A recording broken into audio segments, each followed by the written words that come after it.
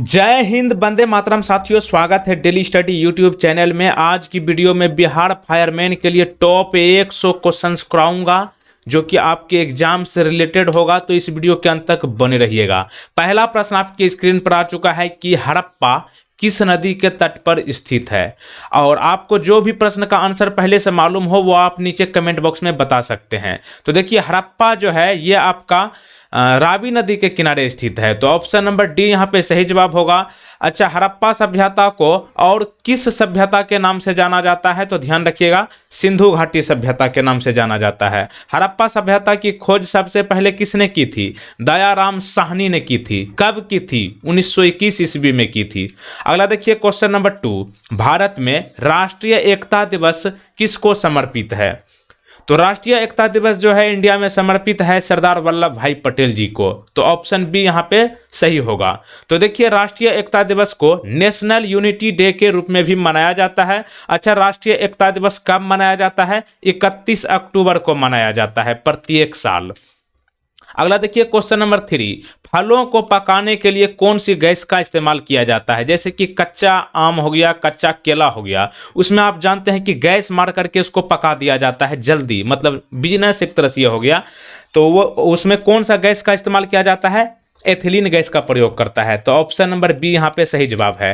Question number 4 देखिए, Gandhi Irwin समझौता इनमें से किससे संबंधित है? यानी कि कौन गोलमेज सम्मेलन में जो है गांधी इरविन समझौता हुआ था? तो ये हुआ था द्वितीय गोलमेज सम्मेलन में। देखिए, यहाँ पे एक्स्ट्रा जानकारी आपको ये ध्यान रखना है कि कुल मिलाकर गोलमेज सम्मेलन कितनी हुई है? 3। कब कब? पहला गोलमेज सम्मेलन हुआ है 1930 में, दूसरा हुआ है 1931 में, और तीसरा हुआ है 1932 में। और गांधी इरविन समझौता जो है द्वितीय गोलमेज सम्मेलन से है, यानी कि गांधी इरविन समझौता 1931 में हुआ है। यह भी डायरेक्ट पूछ लेगा कि गांधी इरविन समझौता कब हुआ था, ध्यान रखिएगा 1931, 1931। अगला देखिए क्वेश्चन नंबर नेक्स्ट, इनमें से भूकंप के प्रभाव कौन से हैं? यानी कि यहां पर भूकंप के कारण आपको बताना है या लक्षण। तो भूकंप यहां पर जो है झटके और जमीन का टूटना, यह भी सही है। मृदा यानी कि मट्टी द्रवीकरण, यानी कि मिट्टी जो फटने लगता है जमीन थोड़ा, यह भी सही है। और मानवीय प्रभाव, यह भी सही है, यानी कि उपयुक्त सभी, all of these, option number D. Question number next, किस मृदा, मृदा मतलब होता है मिट्टी, ठीक ना, किस मिट्टी को रेगुड़ मिट्टी के रूप में जाना जाता है? तो रेगुड़ मिट्टी काली मिट्टी को कहा जाता है, ऑप्शन नंबर डी। और देखिए यहाँ पे काली कपास मृदा के रूप में भी जाना जाता है इसको, किसको? रेगुड़ मिट्टी को, ठीक ना, काली कपास मिट्टी। अगला देखिए क्वेश्चन नंबर 7, कौन सा विभाग औद्योगिक उत्पादन सूचकांक को प्रकाशित करता है? तो ये हो जाएगा आपका केंद्रीय सांख्यिकी संगठन, ऑप्शन नंबर ए। तो देखिए यहाँ पे औद्योगिक उत्पादन सूचकांक को शॉर्ट में कहते हैं IIP, यानी कि IIP। और डायरेक्ट पूछ लेता है कि IIP का फुल फॉर्म बताइए, तो क्या हो जाएगा? The index of industrial production. और यहाँ पे बात हुई है केंद्रीय सांख्यिकी संगठन का, तो इसको इंग्लिश में कहते हैं सेंट्रल स्टैटिस्टिकल ऑर्गेनाइजेशन, शॉर्ट में CSO। और CSO का फुल फॉर्म पूछ लेता है, तो क्या होगा? Central statistical organisation. और CSO का हेडक्वार्टर है भारत की राजधानी नई दिल्ली में। अगला देखिए क्वेश्चन नंबर 8, कर्क रेखा भारत में कितने राज्यों से होकर गुजरती है? कर्क रेखा कुल मिलाकर भारत के 8 राज्यों से गुजरती है। कौन कौन है? तो यहाँ पे आप देख लीजिए। वैसे मैं एक ट्रिक बताता हूं, ठीक ना, एक ट्रिक याद रखिएगा। मैं ट्रिक बोलता हूं, मित्र पर गमछा झार, इतना आप याद रखिएगा तो आपको कर्क रेखा जितने भारत में जितने राज्यों से गुजरती है वो सब आपको याद हो जाएगा। जैसे देखिए यहाँ पे पहला क्या है? यहाँ पे पहला है मित्र, मी से हो जाएगा मिजोरम, ठीक ना, मी से क्या हो गया? मिजोरम। त्रो से हो जाएगा त्रिपुरा, पो से हो जाएगा पश्चिम बंगाल, र से हो जाएगा राजस्थान, ग से हो जाएगा गुजरात, म से हो जाएगा मध्य प्रदेश, छा से हो जाएगा छत्तीसगढ़, और झा में र साइलेंट रहेगा, झा से हो जाएगा झारखंड। तो ध्यान रखिएगा ट्रिक, मित्र पर गमछा झाड़, यानी कि कर्क रेखा जितने राज्यों से गुजरती है, मित्र पर गमछा झाड़, मिजोरम, त्रिपुरा, पश्चिम बंगाल, राजस्थान, गुजरात, मध्य प्रदेश, छत्तीसगढ़ और झारखंड। अगला देखिए, औरंगजेब द्वारा सिख धर्म के किस गुरु को मृत्यु दंड दिया गया था? तो ये होगा आपका Guru Tegh Bahadur, option number B. अच्छा, प्रथम सिख धर्म गुरु कौन थे? नानक जी थे। क्वेश्चन नंबर 10 देखिए, टीपू सुल्तान कहाँ का शासक था? तो ये था आपका मैसूर का। ऑप्शन नंबर यहाँ पे सी सही जवाब है। मैसूर के शासक कौन था? टीपू सुल्तान। ठीक। Question number 11 number, Jallianwala Bagh हत्याकांड इनमें से किसके कारण हुआ था? कल भी मैंने आपको इसके बारे में बताया था, यस्टरडे यानी पिछले दिन। जालियांवाला बाग हत्याकांड जो है रोलेट एक्ट के कारण हुआ था। रोलेट एक्ट जो है कब आया था? 1919 में। और इसी साल 13 अप्रैल 1919 को बैसाखी पूर्णिमा के दिन जो है आपका ये जालियांवाला बाग हत्याकांड हुआ था। और इस समय जो है यहाँ पे जनरल कौन था? जनरल डायर था। ठीक ना, समझ गए ये इसको कितना कमीना बोलिए, ये जनरल डायर को बहुत कम है, तो ये आप ध्यान रखिएगा। अगला देखिए, भिलाई एक शहर है। जैसे बिहार की शहर क्या है? पटना, भागलपुर, मुंगेर, खगड़िया, लखीसराय, ऐसे करके बहुत सारे शहर है ना। तो वैसे ये है, भिलाई एक शहर का नाम है और ये छत्तीसगढ़ में है। आपको ये बताना है कि भिलाई जो है किस चीज के लिए फेमस है? तो भिलाई स्टील के लिए फेमस है। ऑप्शन नंबर ए। तो देखिए, भारत के छत्तीसगढ़ में steel authority of India limited Bhilai जो है इस प्लांट की स्थापना हुआ था 1955 में। डायरेक्ट पूछ लेता है कि भिलाई स्टील प्लांट की स्थापना कब हुई? 1955। क्वेश्चन नंबर 13 देखिए, इनमें से किस वर्ष में गोलमेज सम्मेलन आयोजित किया गया था? मैंने आपको पीछे क्या बताया है कि कुल मिलाकर कितने गोलमेज सम्मेलन हुआ है? 3। कब कब? 1930, 1931 और 1932। तो यहाँ पे ऑप्शन देख लीजिए, 1931 और 1932 दोनों है। तो यहाँ पे ऑप्शन सी सही जवाब होगा, दोनों, 1 और 2। प्रश्न में ही पूछा गया था कि किस वर्ष में गोलमेज सम्मेलन आयोजित किया गया था। तो यहाँ पे 30 भी रहता तो उसको भी सही कर देते, 30, 31, 32। ठीक। अगला देखिए, क्वेश्चन नंबर 14 है, जोजिला दर्रा कहाँ स्थित है? जोजिला दर्रा जो है जम्मू कश्मीर में है। जम्मू कश्मीर जो है भारत का केंद्र शासित प्रदेश है। ठीक ना। अगला देखिए, नेक्स्ट क्वेश्चन आपके स्क्रीन पर, इनमें से कौन जनसंख्या की समय समय पर की जाने वाली एक आधिकारिक परगणना है? परगणना कहने का मतलब क्या? जनसंख्या को काउंट करता है, तो उसको कहते हैं जनगणना, सेंसस। इंग्लिश में क्या कहते हैं? सेंसस। तो देखिए, पिछली बार हुआ था 2011 में सेंसस, और अभी तो नहीं हुआ है कोरोना काल में, लेकिन 2011 में होने का है, 2021 में होने का है। ठीक ना। प्रत्येक 10 वर्ष के बाद जो है जनगणना होती है, जिसको इंग्लिश में सेंसस कहते हैं। 2011 में हुआ था, तो अब कब होना चाहिए? 2021 में, लेकिन 2021 खत्म हो गया है, लेकिन अब इस पे काम होगा। ठीक ना। तो देखिए, यहाँ पे डायरेक्ट प्रश्न पूछेगा कि 2011 की जनगणना कितनी भाषाओं में कराए जाने का प्रावधान है? 16 भाषाओं में होगा 2011 की सेंसस। अगला देखिए, क्वेश्चन नंबर 16, सुप्रीम कोर्ट के जजों को किसके द्वारा हटाया जा सकता है? तो ये हो जाएगा आपका संसद के द्वारा। ऑप्शन नंबर ए। क्वेश्चन नंबर नेक्स्ट देखिए, लोकसभा के 2 सत्रों यानी कि 2 बैठक, मीटिंग जिसको कहते हैं, ठीक ना, तो 2 सत्रों के बीच समय का अंतराल कितने महीने से अधिक नहीं होना चाहिए? तो ये हो जाएगा 6 महीना। ऑप्शन नंबर ए। क्वेश्चन नंबर 18 देखिए, जिब्राल्टर की जलडमरू मध्य कौन सी सागर को जोड़ती है? कौन सा जलडमरू मध्य? जिब्राल्टर की, ये जोड़ती है आपका अटलांटिक महासागर और भूमध्य सागर को। तो ऑप्शन सी यहाँ पे सही जवाब है। अगला देखिए, क्वेश्चन नंबर 19, उस एकमात्र भारतीय प्रधानमंत्री का नाम बताइए जिन्हें अपने कार्यकाल के दौरान कभी भी संसद में बोलने का मौका नहीं मिला था।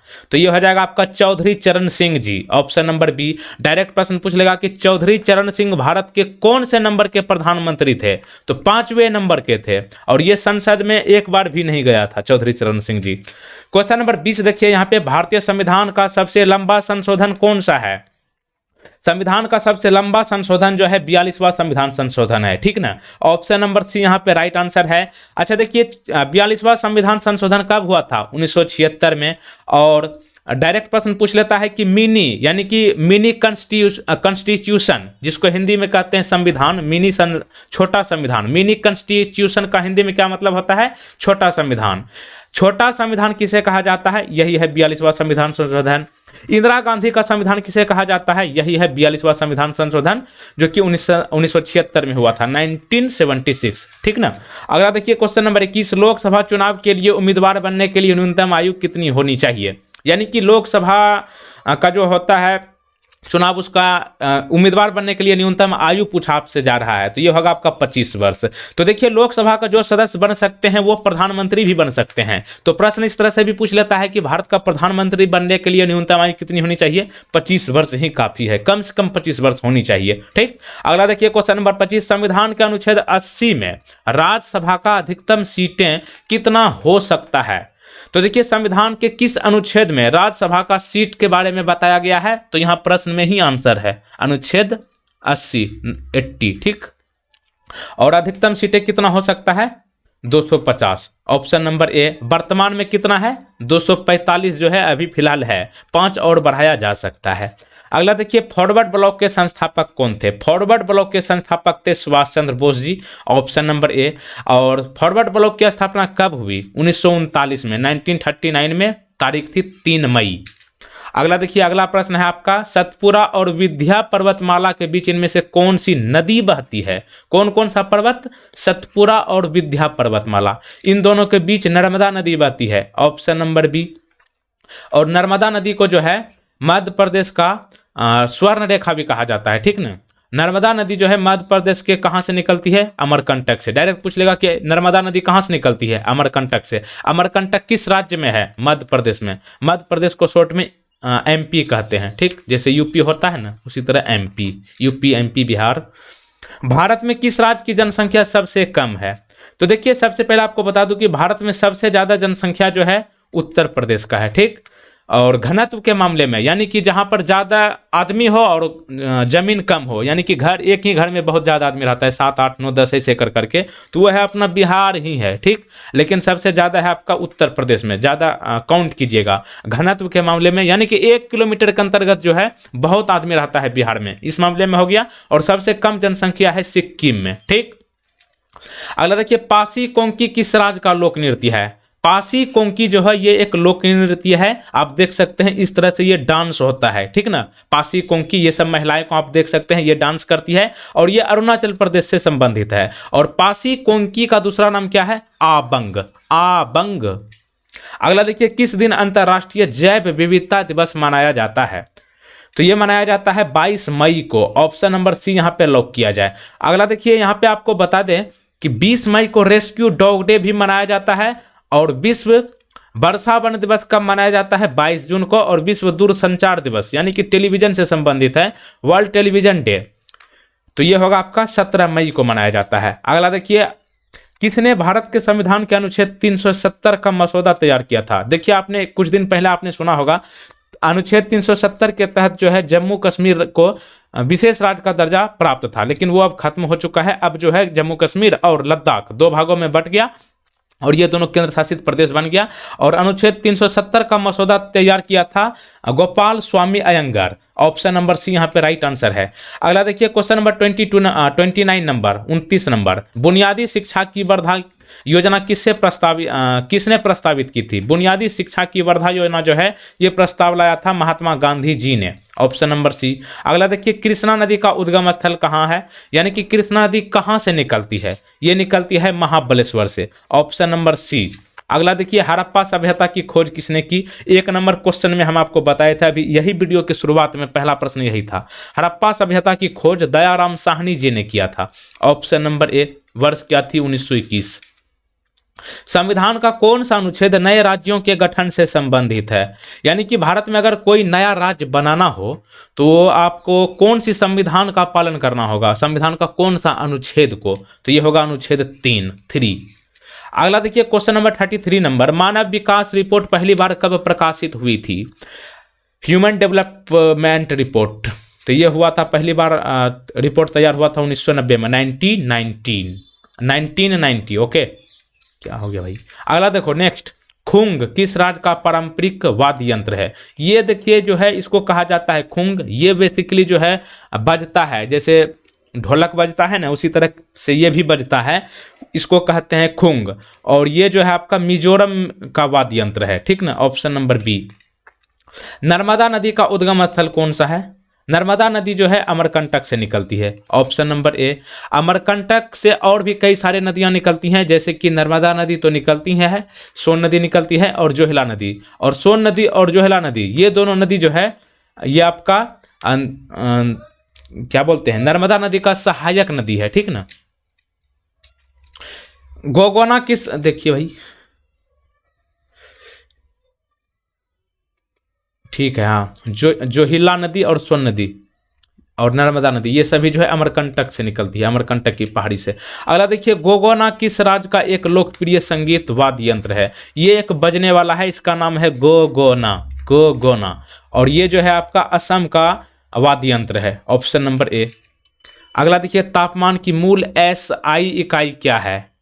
टेम्परेचर का एसआई यूनिट बताना है तो ये होता है Kelvin, option number A. Mohiniattam किस राज्य का लोक नृत्य है, कई बार पूछा हुआ प्रश्न है। इसको स्टार आप 3 या 4 या 5 भी लगा सकते हैं। आप देख सकते हैं यहाँ पे 4 महिलाएं जो है डांस कर रही है, ये मोहिनी अट्टम डांस कहलाता है, ठीक। और ये जो है आपका केरल से संबंधित है, यानी कि केरल में ये डांस होता है। अगला देखिए, इनमें से सिंधु घाटी सभ्यता का कौन सा स्थल सिंधु घाटी के तट पर नहीं है। सिंधु घाटी सभ्यता का इनमें से कौन सा जगह सिंधु नदी के तट पर नहीं है, यानी कि सिंधु नदी के किनारे पर नहीं है, तो ये हो जाएगा आपका रोपर। रोपर जो है बेसिकली सतलज नदी के किनारे है। तो यहाँ पे इनके अलावा चनहुद्रो, मोहनजोदड़ो, कोट दीजो, ये सभी जो है सिंधु नदी के किनारे है, लेकिन रोपर सतलज नदी के किनारे बसा है। अगला देखिए, ओलंपिक का आदर्श वाक्य किसने ओलंपिक का आदर्श वाक्य किसने प्रस्तावित किया था। तो ये किया था आपका पियरे डे कोबेर्टिन, ठीक, क्या नाम है, पियरे डे कोबेर्टिन। वैसे एक बार पूछा गया था ओलंपिक के आदर्श वाक्य को मतलब ओलंपिक का आदर्श वाक्य क्या है, तो ये है आपका हिंदी में ही पूछा गया था। तो क्या क्या होता है, तेज, उच्चतर, मजबूत। वैसे आपको बता दूं कि ओलंपिक के आदर्श वाक्य जो है लैटिन शब्द से लिया गया है। कौन कौन है लैटिन शब्द में, सिटियस, अल्टियस, फोर्टियस। सिटियस का हिंदी में मतलब होता है तेज, अल्टियस का मतलब होता है उच्चतर, फोर्टियस का मतलब होता है मजबूत। अगला देखिए, भारत के संविधान के किस अनुच्छेद में राजनीति के नीति निर्देशक सिद्धांत दिए गए हैं। तो ये हो जाएगा आपका अनुच्छेद 51, ऑप्शन नंबर ए। अनुच्छेद 51 जो है राजनीति के नीति निर्देशक सिद्धांत से संबंधित है। अगला देखिए, तापी नदी का उद्गम स्थल कौन सा है। ज्योग्राफी का प्रश्न है, यानी कि भूगोल का, ठीक। तापी नदी का उद्गम स्थल जो है मुल्ताई है, ऑप्शन नंबर डी। और मुल्ताई जो है कहां पर है, बैतूल जिले में है, ठीक ना, मध्य प्रदेश में। अगला देखिए, काली क्रांति किससे संबंधित है। काली क्रांति जो है ये आपका पेट्रोलियम से संबंधित है, ऑप्शन नंबर ए यहाँ पे सही जवाब होगा। अगला देखिए, धलो किस राज्य का लोक नृत्य है। धलो देखिए इस तरह से डांस किया जाने वाला एक नृत्य है, और धलो जो है ये आपका गोवा से संबंधित है, ऑप्शन नंबर ए। और यह महिलाओं द्वारा अपने घरों की सुरक्षा के लिए किया जाता है, यानी कि इनका मानना है कि इस तरह से डांस करने के बाद इनका घर सुरक्षित रहता है। क्या नाम है, धलो डांस। अगला देखिए, सिंगा किस राज्य का पारंपरिक पवन वाद्य यंत्र है। यह है आपका सिंगा, ये जो है भैंस के सींग से बनता है, और ये जो है आपका झारखंड से संबंधित है, यानी कि झारखंड में इसको ज़्यादातर बजाया जाता है। और सिंगा जो है किस चीज़ से बना होता है, बांस और भैंस के सींग से, ठीक। जैसे अपना यहाँ क्या होता है, बांसुरी कृष्ण जी वाला, उसी तरह है वहाँ। भूरी क्रांति किससे संबंधित है। भूरी क्रांति जो है चमड़ा और कोको से संबंधित है, तो ऑप्शन नंबर सी। अगला देखिए, नाच किस राज्य का लोक नृत्य है। नाच तो वैसे हिंदी में है ही, इसको और शुद्ध में कहें तो नृत्य, और इंग्लिश में कहें तो डांस, DNCE। नाच जो है ये आपका हरियाणा से संबंधित है, ऑप्शन नंबर बी। अगला देखिए, रजत क्रांति किससे संबंधित है। रजत क्रांति की बात करें तो ये संबंधित है अंडा उत्पादन और मुर्गी पालन उत्पादन से, यानी कि जो व्यक्ति मुर्गी पालन करते हैं, यानी कि मुर्गी को पाल करके उसका धंधा यानी कि बिजनेस करते हैं, या फिर अंडा का शेयर करते हैं या फिर बेचते हैं, ये जो है आपका रजत क्रांति से संबंधित है, ठीक ना। और यहाँ पे आपको ध्यान रखना है, एक होता है रजत क्रांति जिसमें कि अंडा उत्पादन और मुर्गी पालन होता है, और दूसरा होता है रजत के साथ साथ रजत रेशा क्रांति। इसमें बीच में ये दिया गया है, यहाँ पे देखिए रजत क्रांति है, यहाँ पे है रजत रेशा क्रांति। और ये पूछे कि रजत रेशा क्रांति किससे संबंधित है, तो ये हो जाएगा आपका कपास से।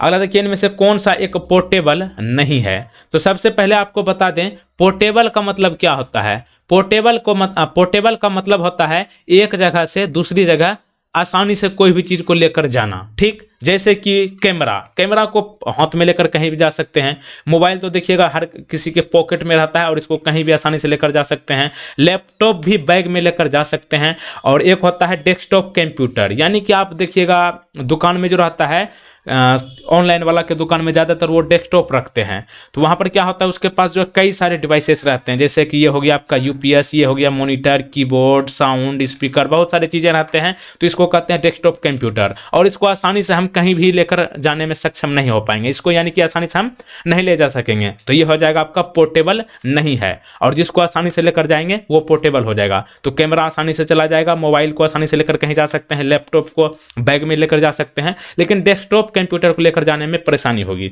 तो ऑप्शन नंबर सी यहाँ पे सही जवाब होगा। जैसे कि घर को कहीं लेकर जा सकते हैं, नहीं लेकर जा सकते हैं, तो ये आपका पोर्टेबल नहीं हुआ, ठीक। अगला देखिए, खेलों में सर्वश्रेष्ठ प्रशिक्षक को कौन सा पुरस्कार दिया जाता है। यानी कि खेल के क्षेत्र में सर्वश्रेष्ठ जो कि शिक्षक होता है, यानी कि एक ट्रेनिंग करवाते हैं खिलाड़ी को, उसको कौन सा सबसे अच्छा पुरस्कार दिया जा सकता है। तो वो है आपका द्रोणाचार्य पुरस्कार। ऑप्शन नंबर सी। महाभारत आपने देखा होगा तो वहाँ पे आप द्रोणाचार्य को देखे होंगे, ठीक। तो देखिए द्रोणाचार्य पुरस्कार जो है पहली बार कब दिया गया था, 1985 में। किसको दिया गया था, भालचंद्र भास्कर भागवत को, ठीक। और द्रोणाचार्य पुरस्कार में कितने लाख रुपया दिया जाता है, 15 लाख रुपया दिया जाता है। और आगे बढ़ने से पहले आपको बता दूं कि ये वीडियो को लाइक जरूर कर लीजिए और वीडियो खत्म होने के बाद वीडियो को शेयर जरूर कर लीजिएगा। और चैनल पे पहली बार आए हैं तो चैनल को सब्सक्राइब करके इस बेल आइकन को क्लिक करने के बाद ध्यान रखिएगा, बगल में बनेगा ये ऑल नोटिफिकेशन वाला बेल आइकन, इसको आप क्लिक करके जरूर रखिएगा ताकि नए वीडियो का नोटिफिकेशन सबसे पहले आप तक पहुंचे। चलिए अगला प्रश्न आपके स्क्रीन पर है 51 नंबर। भारत में मुगल सम्राट हुमायूं के पुस्तकालय कहाँ है। मुगल सम्राट हुमायूं के पुस्तकालय है नई दिल्ली में। ऑप्शन नंबर ए यहाँ पे राइट आंसर है। क्वेश्चन नंबर 52 देखिए, ध्यानचंद पुरस्कार की शुरुआत कब हुई। ध्यानचंद पुरस्कार की शुरुआत हुई है 2002 में। Option number B. अगला देखिए, कार्बनिक ध्यानचंद जो है हॉकी के जादूगर है और इनका खेल दिवस भारत में कब मनाया जाता है, राष्ट्रीय खेल दिवस 29 अगस्त को, क्योंकि इसी दिन जो है मेजर ध्यानचंद जी का जन्म हुआ है और ध्यानचंद पुरस्कार की शुरुआत 2002 में हुआ है, ठीक। तो इसको ध्यान रखिएगा। अगला देखिए, कार्बनिक यौगिक किस तत्व के यौगिक होते हैं। तो कार्बनिक यहाँ पे क्वेश्चन में ही देखे हैं तो आंसर भी यही होगा, कार्बन। ऑप्शन नंबर सी यहाँ पे सही जवाब। अगला देखिए, question number 54 number. Tipu Sultan के शासन के दौरान उनके राज्य मैसूर की राजधानी क्या थी। मैंने आपको पीछे थोड़ी देर पहले बताया है कि टीपू सुल्तान कहाँ का शासक था, मैसूर का था। अब यहाँ पे पूछा जा रहा है कि मैसूर की राजधानी कहाँ थी जब टीपू सुल्तान शासन कर रहे थे। तो ये था आपका श्रीरंगपट्टनम। Option number D. अगला देखिए, दिल्ली चलो और तुम मुझे खून दो और मैं तुम्हें आज़ादी दूंगा, इस चीज़ का नारा किसने दिया है। दिल्ली चलो और तुम मुझे खून दो मैं तुम्हें आज़ादी दूंगा, ये नारा दिया गया है सुभाष चंद्र बोस जी को। अच्छा, गुमनामी बाबा किसे कहा जाता है। गुमनामी बाबा, जैसे गूगल बाबा है ना, अभी के जमाने में क्या है, गूगल बाबा है तो सब चीज़ है, कुछ भी जान सकते हैं। तो उसी तरीक़ा से गुमनामी बाबा किसे कहा जाता है, सुभाष चंद्र बोस को कहते हैं। तो ऑप्शन नंबर सी। अगला देखिए, कथकली और मोहिनी अट्टम किस राज्य की लोक नृत्य है। कथकली और मोहिनी अट्टम जो है ये आपका केरल राज्य से संबंधित है। तो ऑप्शन नंबर बी। अगला देखिए, 57 नंबर। भारत का सर्वोच्च खेल सम्मान कौन है। तो ये हो जाएगा आपका मेजर ध्यानचंद खेल रत्न पुरस्कार। तो ऑप्शन नंबर ए यहाँ पे राइट आंसर हो गया। अगला देखिए, 58 नंबर। किस देश को दुनिया का कॉफी का कटोरा कहा जाता है। कॉफी जैसे चाय पीते हैं ना हम लोग, उसी तरीके से एक कॉफी होता है और ये दुनिया का कॉफी का कटोरा कहे जाने वाला देश है ब्राजील, यानी कि ब्राजील में सबसे ज़्यादा कॉफी का उत्पादन होता है। अगला देखिए, 59 नंबर। बाघों की राजधानी किस शहर को कहा जाता है। बाघों की राजधानी नागपुर को कहते हैं। नागपुर कहाँ है, महाराष्ट्र। महाराष्ट्र की राजधानी कहाँ है, मुंबई है, ठीक।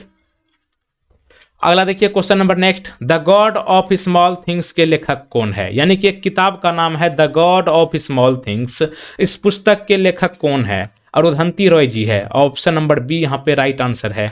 अगला देखिए, क्वेश्चन नंबर नेक्स्ट। यहाँ पे आप चित्र में देख सकते हैं ये एक महिला है और इनका नाम है विनेश फोगाट। आप देख सकते हैं इसका बाजू को देखिए कितना ताकतवर ही है, ठीक। तो ये विनेश फोगाट जो है किस खेल से जुड़े हैं। तो आप देख सकते हैं ये पहलवान जैसी लगती है, तो ये पहलवान से संबंधित है। तो ऑप्शन नंबर सी यहाँ पे सही जवाब। अगला देखिए, चार धाम राजमार्ग परियोजना 4 पवित्र स्थानों को जोड़ती है। कौन कौन? यमुनोत्री, गंगोत्री, केदारनाथ और बद्रीनाथ। ये स्थान किस भारतीय राज्य से संबंधित है?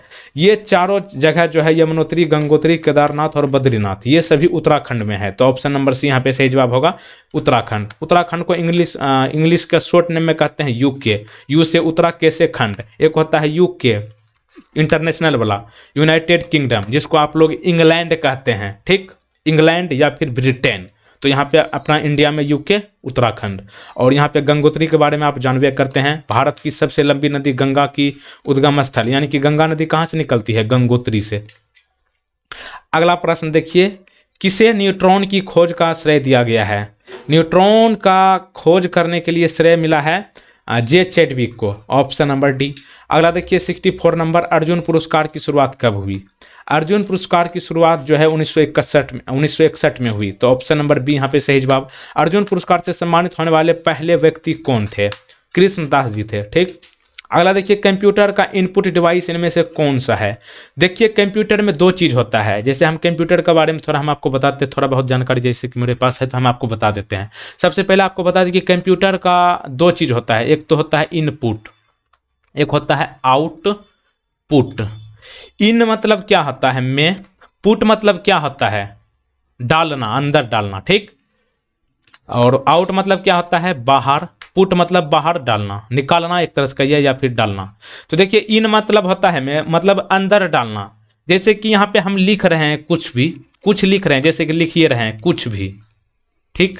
तो ये हमने क्या चीज़ से लिखा? पेन से लिखा, कंप्यूटर पे ही लिखा है तो पेन से लिखा है, ठीक।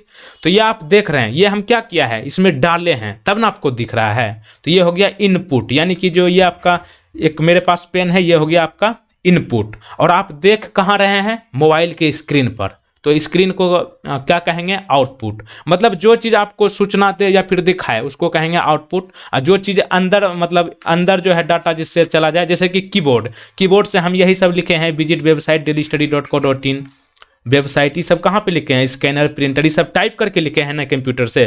तो ये हो गया आपका कीबोर्ड, भी हो गया इनपुट। और आप देख कहाँ रहे हैं? मॉनिटर पर, यानी कि मोबाइल के स्क्रीन पर। तो ये हो गया आपका आउटपुट। तो यहाँ पे देखिए स्कैनर, स्कैनर हो गया आपका क्या हो गया? स्कैनर हो गया आपका स्कैन करके बाहर अंदर डालना। जैसे कि कोई भी फोटो खींच करके कंप्यूटर में डाल दिए, जैसे कि कोई आधार कार्ड को डाल दिए, तो ये हो गया आपका स्कैन करके डालते हैं, तो ये हो गया स्कैनर आपका इनपुट। बाकी के प्रिंटर, प्रिंटर से पेज निकलता है, फोटो खींच के निकाल सकते हैं, तो ये हो गया प्रिंटर। स्पीकर से आवाज़ आती है तो बाहर आती है, तो यहाँ पे पहले हम लिखे थे बाहर, तो ये हो गया आपका आउटपुट।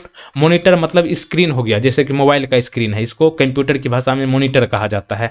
तो ये आप ध्यान रखिएगा, स्कैनर जो है इनपुट हो गया। अगला देखिए, नोवाक जोकोविच और राफेल नडाल, ये दोनों खिलाड़ी किस खेल से जुड़े हैं? आप दोनों को देख सकते हैं, ये है नोवाक जोकोविच और राफेल नडाल। ये दोनों खिलाड़ी जो है लॉन टेनिस से संबंधित है। ऑप्शन नंबर ए यहाँ पे सही जवाब। अगला देखिए, भारत सरकार द्वारा निर्मित अंटार्कटिका में पहले अनुसंधान केंद्र का क्या नाम है? भारत सरकार जो है अंटार्कटिका में पहला अनुसंधान केंद्र बनाया है, इसका क्या नाम है? दक्षिण गंगोत्री है। Option number D. कब बनाया था? 1984 में, 1984 में। अगला देखिए, प्यार का शहर, ठीक ना, एक होता है गुलाबी का शहर। गुलाबी शहर किसे कहते हैं? जयपुर को। किसको कहते हैं? जयपुर को। जयपुर कौन सी राज्य की राजधानी है? राजस्थान की। उसी तरीके से प्यार का शहर किसे कहा जाता है? आगरा को कहा जाता है, क्योंकि आगरा में ताजमहल है, जो कि शाहजहां ने अपनी पत्नी मुमताज बेगम की याद में बनवाया था, ठीक ना। तो इसको आप ध्यान रखना है, प्यार का शहर आगरा। अगला देखिए, किस वैज्ञानिक ने सापेक्षता के सिद्धांत का प्रस्ताव रखा था? ये रखा था अल्बर्ट आइंस्टीन। तो ऑप्शन नंबर बी। अगला देखिए, स्वतंत्र भारत के पहले राष्ट्रपति कौन थे? आज़ादी के बाद भारत के पहले प्रेसिडेंट यानी कि राष्ट्रपति कौन थे? Doctor Rajendra Prasad ji. Option number D, जो कि बिहार से हैं। अगला देखिए, पेटीएम के संस्थापक कौन है? पेटीएम आपने कई बार सुना होगा, प्रचार भी देखे होंगे, पेटीएम करो, ठीक। तो पेटीएम के संस्थापक है Vijay Shekhar Sharma. Option number A. अगला देखिए, अकबर का मकबरा कहाँ है? अकबर का मकबरा जो है आपका सिकंदरा में है। तो ऑप्शन नंबर ए यहाँ पे लॉक कीजिए। अगला देखिए, औद्योगिक नीति और संवर्धन विभाग किस मंत्रालय के अंतर्गत आता है? औद्योगिक नीति और संवर्धन विभाग जो है ये आपका वाणिज्य और उद्योग मंत्रालय के अंतर्गत आता है, तो इसलिए ऑप्शन ए सही जवाब। भारत के किसानों के हिमायती किसे कहा जाता है? किसानों के हिमायती कहे जाने वाले व्यक्ति का नाम है Chaudhary Charan Singh. Option number B. Electron की पहचान किसने की थी? इलेक्ट्रॉन की पहचान की है J Thomson, option number A. अगला देखिए, रोहतांग दर्रा कहाँ स्थित है? रोहतांग दर्रा जो है हिमाचल प्रदेश में है। पीछे मैंने आपको बताया था जोजिला दर्रा, तो यहाँ पे कंफ्यूज मत होइएगा कि जोजिला और रोहतांग। जोजिला दर्रा जो है जम्मू और कश्मीर में है, प्रश्न में है रोहतांग दर्रा, और ये है हिमाचल प्रदेश में। अगला देखिए, नीरज चोपड़ा और हिमा दास, ये दोनों खिलाड़ी किस खेल से संबंधित है? दोनों को देख लीजिए, ये है हिमा दास और ये है नीरज चोपड़ा। ये दोनों खिलाड़ी जो है एथलेटिक्स है, ऑप्शन नंबर डी। भारत का राष्ट्रीय कवि किसे कहा जाता है? रामधारी सिंह दिनकर जी को कहा जाता है, जो कि बिहार के मुंगेर प्रमंडल का बेगूसराय जिला से हैं। ठीक, रामधारी सिंह दिनकर जी। गुलाबी शहर के नाम से किसे जाना जाता है? मैंने अभी आपको तुरंत बताया है, प्यार का शहर आगरा को कहते हैं और गुलाबी शहर जयपुर को कहा जाता है, जो कि इंग्लिश में पिंक सिटी के नाम से फेमस है। देशभक्ति गीत सारे जहां से अच्छा हिंदुस्तान हमारा, ये जो है किसने लिखा है? ये लिखा है मोहम्मद इकबाल, अल्लामा मोहम्मद इकबाल। तो ऑप्शन नंबर ए। आनंद मठ एक बंगाली कथा है, यह कब प्रकाशित हुआ था? आनंद मठ जो है 1882 में प्रकाशित हुआ था, ऑप्शन सी। अगला देखिए, रविंद्रनाथ टैगोर भारत के अलावा एक और देश का राष्ट्रीय गान लिखा है, उस देश का क्या नाम है?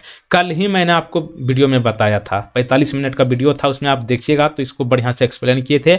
रविंद्रनाथ टैगोर जी जो है भारत के राष्ट्रगान लिखे हैं, जन गण मन अधिनायक जय है, ये लिखे हैं। इसी के साथ साथ बांग्लादेश के राष्ट्रगान को भी लिखे हैं, तो ऑप्शन नंबर डी यहाँ पे सही जवाब होगा। बांग्लादेश का राष्ट्रगान का क्या नाम है? हमार सोनार बंगाल, हमार सोनार बांग्ला। ठीक, अपना जैसे है ना जन गण मन अधिनायक जय है, उसी तरीके से बांग्लादेश में हमार सोनार बांग्ला गाया जाता है। अगला देखिए, डॉल्फिन के समूह को क्या कहा जाता है? डॉल्फिन जो कि भारत का राष्ट्रीय जल पशु है। जल पशु क्यों इसको घोषित किया गया है? क्योंकि ये गंगा नदी को साफ रखने में मदद करती है, कचरे वगैरह को ये जो है खत्म कर देती है डॉल्फिन। और इसके ग्रुप को यानी कि समूह को कहते हैं पोड, POD। अगला देखिए, सुभाष चंद्र बोस के पिता कौन थे? मैंने आपको कई बार बता चुका हूं कि सुभाष चंद्र बोस को गुमनामी बाबा कहा जाता है। गूगल बाबा जैसे हैं उसी तरह से सुभाष चंद्र बोस को गुमनामी बाबा कहते हैं, और इनके पिता का नाम है Janaki Nath Bose, option number B. राष्ट्रपति बनने के लिए न्यूनतम आयु कितनी होनी चाहिए? मैंने आपको पीछे बताया था, प्रधानमंत्री बनने के लिए न्यूनतम आयु कितनी होनी चाहिए? 25 वर्ष। राष्ट्रपति बनने के लिए न्यूनतम आयु 35 वर्ष होती है, ऑप्शन नंबर सी। प्रधानमंत्री में 10 प्लस कर दीजिए, ठीक ना, 25 में प्रधानमंत्री प्लस 10 कीजिए, हो गया 35, 35 में बन जाइएगा राष्ट्रपति। अगला देखिए, URL कंप्यूटर का प्रश्न नेट का है, गूगल में आप अक्सर देखते होंगे URL। URL का पूर्ण रूप क्या है? What is the full form of URL? URL का पूरा नाम होता है uniform resource locator, uniform resource locator. किसने अकबरनामा लिखा था? अकबरनामा जो है किसके द्वारा लिखा गया है? अबुल फजल के द्वारा, ऑप्शन सी लॉक। प्रोटॉन की खोज किसने की थी? प्रोटॉन की खोज जो है अर्नेस्ट रदरफोर्ड ने की है, ऑप्शन नंबर सी। मैंने आपको 3 चीज के बारे में बताया है, न्यूट्रॉन, इलेक्ट्रॉन और प्रोटॉन। देखिए तीनों तो बता दिया, लेकिन आप कंफ्यूज हो गए होंगे, तो इसको आप एक बार रिपीट कर लीजिए। न्यूट्रॉन की खोज पूछे तो होगा आपका जे चैडविक। इलेक्ट्रॉन की पहचान यानी कि खोज किसने की? J Thomson. और प्रोटॉन की खोज अर्नेस्ट रदरफोर्ड ने की थी। बिष्णुपुर जो टेराकोटा मंदिरों के लिए फेमस है, ये कहाँ है? बिष्णुपुर जो है पश्चिम बंगाल में है, ऑप्शन नंबर डी। अगला देखिए, भारत के राष्ट्रपति द्वारा राज्यसभा के कितने सदस्यों को नामित किया जाता है? तो ये कुल मिलाकर 12 सदस्यों को मनोनीत करते हैं, ऑप्शन नंबर यहाँ पे ए सही जवाब है। अगला देखिए, भारत के संविधान में संशोधन संविधान के किस अनुच्छेद के तहत किया जाता है? यानी कि संविधान में अगर कहीं भी संशोधन करना है तो ये संविधान के किस अनुच्छेद के तहत किया जाता है, यानी कि किस अनुच्छेद में इसकी बात की पुष्टि की गई है? 368 इस तरह से याद रखिएगा। जम्मू कश्मीर को विशेष राज्य का दर्जा कौन से अनुच्छेद के तहत था? 370। उसमें से 2 घटा दीजिए, क्योंकि जम्मू कश्मीर जो है 2 भागों में बट गया, जम्मू कश्मीर और लद्दाख। तो 2 घटाइएगा तो कितना बचा? 368। और संविधान का अनुच्छेद 368 के तहत जो है संविधान में संशोधन किया जाता है। अगला देखिए, माधवपुर मेला कहाँ लगता है? माधवपुर मेला जो है गुजरात में लगता है, तो ऑप्शन नंबर डी यहाँ पे सही जवाब। अगला देखिए, BCCI क्रिकेटर जितने भी होंगे उनको तो ये प्रश्न का आंसर मालूम होना चाहिए। BCCI का हेडक्वार्टर यानी कि मुख्यालय कहाँ है? BCCI का हेडक्वार्टर है मुंबई में, महाराष्ट्र की राजधानी मुंबई में। और यहाँ पर जो है आर्थिक राजधानी के नाम से जाना जाता है मुंबई, और यहीं पर है आरबीआई का हेडक्वार्टर भी, रिजर्व बैंक ऑफ इंडिया, जो कि भारत की पैसा की जितने भी पैसा है सबकी देखरेख करती है। अगला देखिए, खेल गोपाल किस भारतीय राज्य का लोक नृत्य है? खेल गोपाल जो है एक डांस है, ये जो है आपका असम में मनाया जाता है, तो ऑप्शन नंबर ए।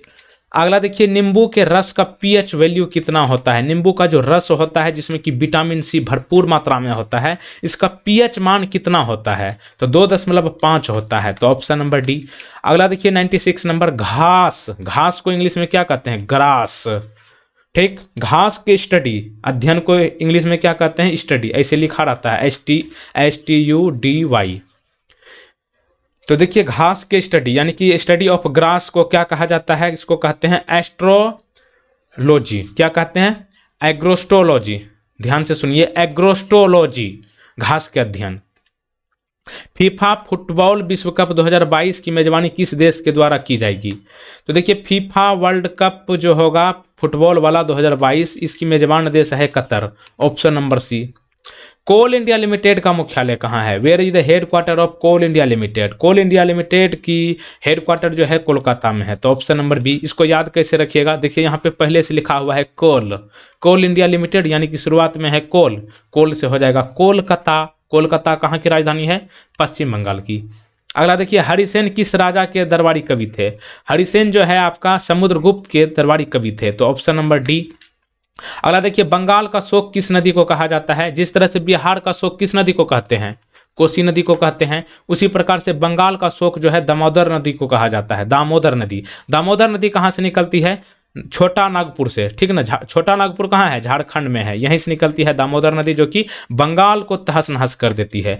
इसी के साथ 100 क्वेश्चन कंप्लीट हो चुका है। एक प्रश्न हम आपके लिए प्यारा सा रखे हैं, विश्व जनसंख्या दिवस कब मनाया जाता है? ये मैंने आपको कई बार बता चुका हूँ ट्रिक के माध्यम से, जनसंख्या कैसे बढ़ती है। एक पुरुष और एक महिला के सहयोग से जो है जनसंख्या बढ़ सकती है, तो ये आपको मैंने ट्रिक भी बताया था। बताइएगा विश्व जनसंख्या दिवस कब मनाया जाता है? When is celebrated world population day? In option में से आपको सही जवाब बता देना है नीचे कमेंट बॉक्स में।